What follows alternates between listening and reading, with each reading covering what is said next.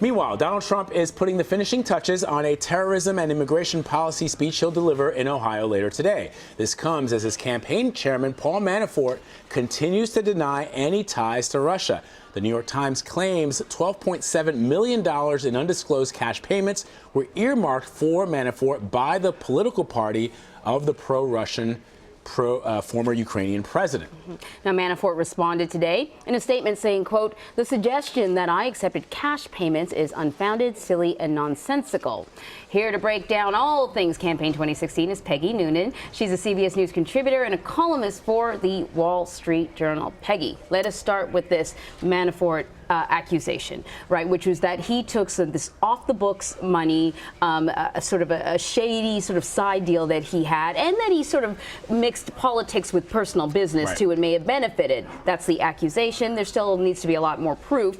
But what do you make of all of this? I think it's a bombshell story. I think Major has it, of course, right, that the evidence appears to be somewhat circumstantial, so it requires more digging before you have a real opinion. My overall sense of this story is what I always think when an iffy campaign season like this one turns worse. It's like, oh my God, what do the American people, what is their impression of those who populate politics when they see stories like this? You know, a campaign manager accused essentially of being on the take, or Clinton Foundation stuff. It looks so bad. I'm very disturbed about the extent to which real-life modern politics is starting to look like something out of Scandal or House of Cards. Do you know what I mean? Yeah. They're supposed to be whacked-out entertainments that have nothing to do with reality, which is how I like to think of them. But it's disturbing, these stories. I guess I'll leave it there. Is it a critical misstep for the Trump campaign in that they are trying to paint the Clinton Foundation with Secretary Clinton's time at the State Department, similar circumstances, a pay-for-play kind of situation? Or do voters not care that it's the campaign chairman? They care more about the fact that it's Hillary Clinton and she may be the commander-in-chief, and that is more important to voters? Oh, my sense is voters have a certain level of sophistication. Some of it is real and grounded on observations, and some of it is unearned, just assumptions, you know, dark cynicism. But they have a sense that both parties, both sides, both great institutions, the Democratic Party and the Republican Party, have been for too long probably been corrupted by money and insiderism and back scratching and looking out for yourself and not the country. You wrote a great article for the Wall Street Journal. The title, "The Week They Decided Donald Trump Was Crazy." And there's some interesting bits in here, and I just want to read you some of what you had to say. You know, all the damage done to him this week was self-inflicted. This is the week before. The arrows, he's taken our arrows that he shot. And you went on to say, here is the truth of life. When you act as if you're insane, people are liable to think you're insane. That's what happened this week. People started to become convinced he was nuts, a total flake. Strong words. Yeah, do you think? Yeah. That was about 12 days ago, and I swear I talked to a lot of Trump people, I mean regular on the ground Trump supporters, and a lot of others, and I started to just understand that people were seeing it the way I was, which is, can't he get this act together? Is there no act two? Are there really no depths to plumb here? I mean, it just started to look like, wow, there's nothing that's going to get better here, which has accounted, I would think, I didn't say it in that piece, but I think it's accounted in part for this sense of a somewhat, a sense of deflation about this coming campaign. Normally, obsessives like us, we love the news, we love politics, it's the middle of August. We can't wait till September, because we don't know what's going to happen. It's a mystery, who's going to be ahead, what the debates, all that stuff. You look at it now and you talk to people, you don't pick up that excitement. They feel like this has already been done, as if Trump has already branded himself, pro and con, into the American psyche in 1 year, and Hillary has in 25 years. We all know what we think now.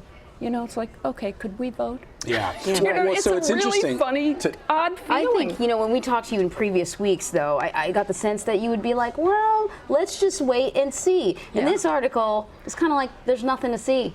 Nothing to see. There's nothing new.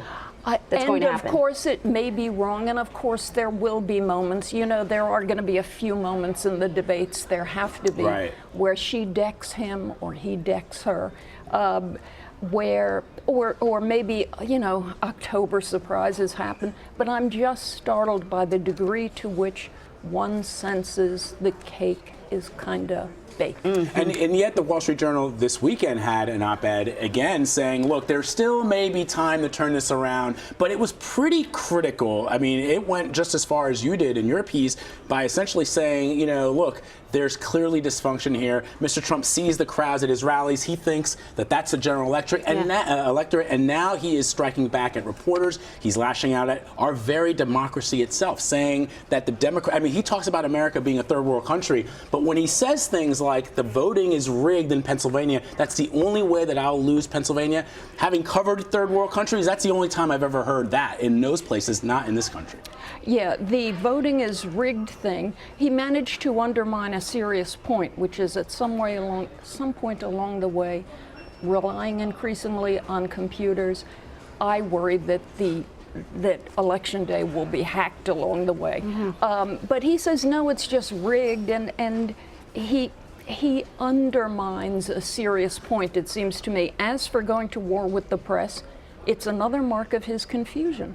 He is supposed to be at war with the other presidential candidate. It's not with you guys, and it looks self-absorbed and you know, just taken with your own concerns to be spending all your time attacking people like us. We're not important.